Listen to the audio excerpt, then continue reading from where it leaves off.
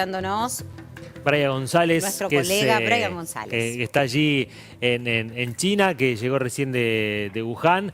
¿Cómo andás? Buen día, Brian. Aquí Ale Quevedo y Nicolás Munafote te saludamos desde Buenos Aires. ¿Cómo andás? Hola Nicolás, hola Ale, ¿cómo les va? ¿Todo bien? Aquí, buenas noches y buenos días para Buenas ustedes. noches por allí, ¿no? Estás en Beijing, Claro. ¿no?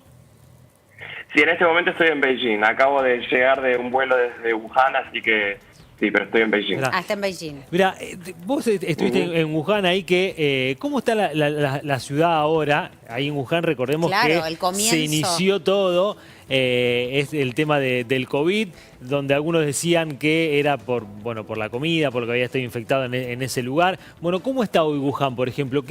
No sé si había ido antes del COVID y ahora volviste, pero ¿cómo describís hoy la ciudad donde todo inició?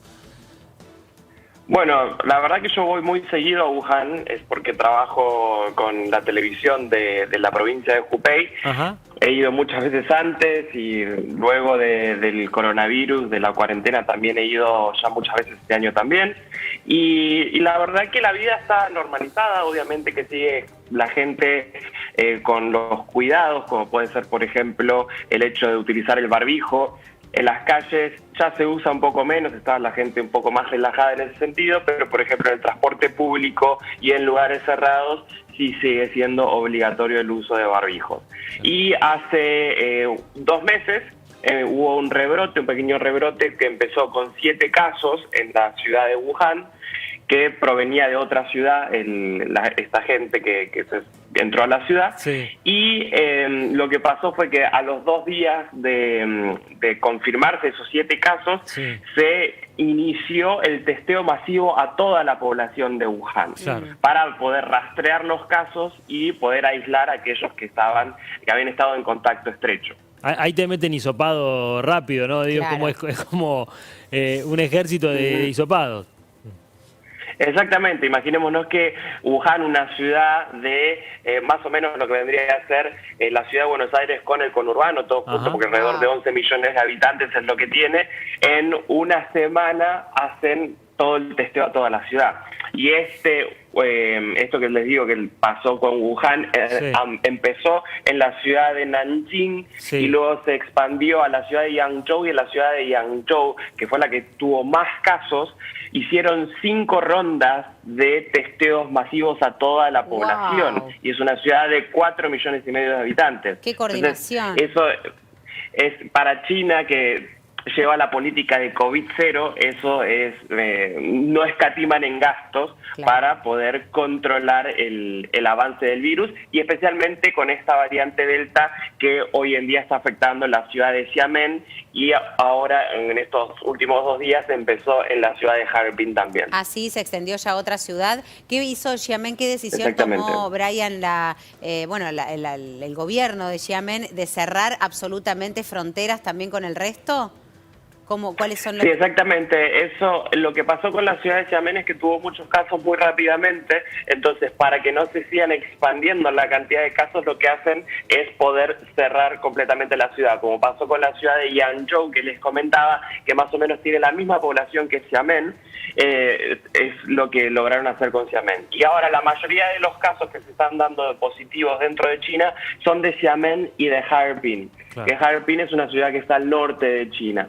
Y por ejemplo, en estas últimas 12 horas hubo 10 casos positivos. Imaginemos, comparando, ¿no? La cantidad de casos positivos que es un caso grave para China, es 10 casos positivos en 12 horas, y 8 de los cuales estuvieron en la ciudad de Harbin. Claro. Y en las últimas 24 hubo más de 35 casos y 30 casos fueron en Xiamen. Entonces, ahora se está expandiendo hacia esta otra ciudad, por lo cual empezaron a hacer testeos masivos y aislar a los contactos estrechos de la ciudad de Harbin también. Ajá. Y ahí en Wuhan, por ejemplo, que vos nos contabas que fuiste varias veces, el mercado, digamos, ese famoso mercado, de los eso sigue, murciélagos. claro, sigue abierto, sigue cerrado, sigue abierto pero distinto. Digo, ¿cómo quedó eso? Que en principio tiene el ojo puesto de que ahí todo inició.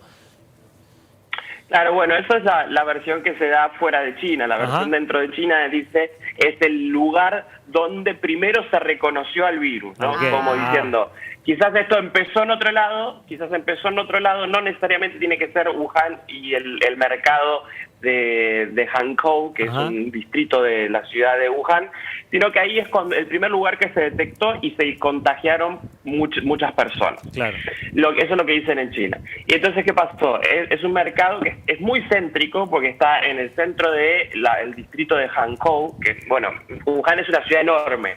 A ver, imaginémonos que es la ciudad con la superficie más grande dentro de China. ¿Pero por qué? Porque está llena de ríos y lagos, es una ciudad inmensa. Entonces, está el distrito de Hankou, que es como el distrito económico, digamos, dentro de la ciudad de Wuhan. Y está este mercado que ahora en este momento lo están remodelando, está en remodelación. Y igualmente las zonas de los alrededores, porque hay una estación de tren, hay muchos centros comerciales, están todos abiertos, la única diferencia es que están en remodelación ese mercado. Ah, ok. O sea, para ellos no tiene esta responsabilidad del inicio de todo, entonces. No, ellos lo que dicen es, con los datos que se han visto en otros lugares, que dicen, en el 2019, ya con el análisis de las aguas residuales de, por ejemplo, de noviembre del 2019 en España y en Italia, se vio que ya había coronavirus en esos lugares. Entonces dicen, bueno, quizás no empezó aquí. Y últimamente, hace 2 días, si mal no recuerdo, en Laos, que es otro país del sudeste asiático, se encontró un virus en un murciélago muy similar al coronavirus del SARS-CoV-2. Entonces dicen, o sea, quizás no empezó todo acá en China, por eso lo toman como decían en su momento que Biden quiso hacer la investigación que decía que China no colaboraba y todo eso. China lo que decía es, bueno, nosotros colaboramos, pero no nos apunten solamente a nosotros. Hay que hacer la investigación en todo el mundo, no lo tomemos como algo geopolítico, hay que tomarlo como algo científico. Y bueno, esa es la posición que tiene China al respecto. Claro. ¿Y cómo se está trabajando después de casi 2 años, bueno, de casi prácticamente 2 años de coronavirus en el mundo, con respecto a protocolos en Xiamen? ¿Los mismos? ¿Se conservan los mismos? ¿Se aplican unos nuevos? ¿Hay por allí quizás más flexibilidad sabiendo que se puede controlar el virus de otra manera ahora con la vacunación? ¿Cómo se está trabajando? No, a ver, cuando se dan casos positivos en una ciudad, cuando se dan muchos casos positivos en una ciudad, el proceder siempre es el mismo, el proceso es el mismo, sino lo que se hace es testeos masivos y aislar a los casos positivos en hospitales, y a los posibles casos cercanos también aislarlos. Y por ejemplo, si pasó en mi barrio que hay un caso positivo, este barrio se cierra. Entonces, se controla y se ve, bueno, cuando se testea a todos mis vecinos, digamos, y es así como se controla. Pasó que cuando fue este último rebrote un poco más grande que el de Xiamen y de Harbin en este momento, que por ejemplo en Beijing también hubo casos positivos. Y lo que sucedía era, nosotros acá tenemos lo que es el pasaporte sanitario que se está discutiendo ahora en el resto del mundo, sobre todo en Europa y demás. Nosotros en China lo tenemos desde hace más de 1 año. Claro. Y este pasaporte, o sea, lo que hacemos en Beijing es agarramos el celular y tenemos que escanear un código siempre que llegamos a un lugar cerrado, ¿no? Claro. O a un shopping o lo que sea.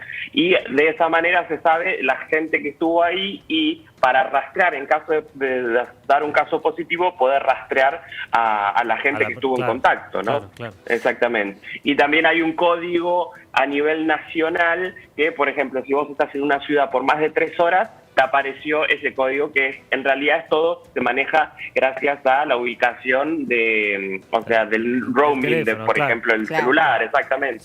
Entonces así es como se va manejando este tema. ¿Y allá cómo es tu vida hoy? ¿Qué estás haciendo? Digo, no sé si tu familia, tus amigos en su momento se preocuparon mucho por toda esta cuestión. ¿Cómo fue vivir ahí tan lejos donde todo había empezado? Bueno, en su momento es como que al principio nadie sabía nada, incluso dentro de China era como, bueno, será una gripe nueva, pero cuando empezó el tema de aislamiento a la ciudad de Wuhan y cuarentena súper estricta, ahí fue como, bueno, algo diferente está pasando, ¿no? Claro.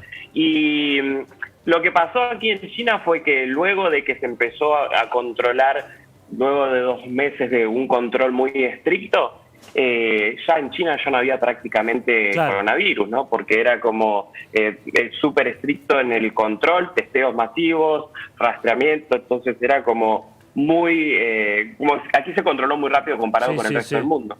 Entonces como que no existía ese tipo de preocupación y hoy en día es más el hecho de decir, bueno, hubo un rebrote, no puedo ir a tal ciudad o quizás se me complica para volver a Beijing si es que voy a algún lugar donde hay algún caso positivo. Eso es lo que pasa ahora. No existe el miedo, digamos, de decir, bueno, quizás me contagie. Claro. Además, por el hecho de que ya en su gran mayoría toda la gente vacunados. Que conozco aquí están vacunados, claro, exactamente. Claro.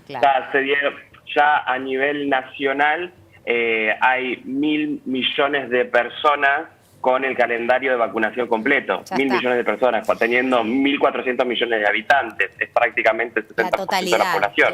Claro. Entonces es muchísimo. Brian, te agradecemos muchísimo esta comunicación. Te mandamos un abrazo grande. Gracias por atendernos a esta hora para vos, ya de noche en tu ciudad. Te mandamos un abrazo. Gracias. Un abrazo, que tengas muy lindo día. Chao, cuídate.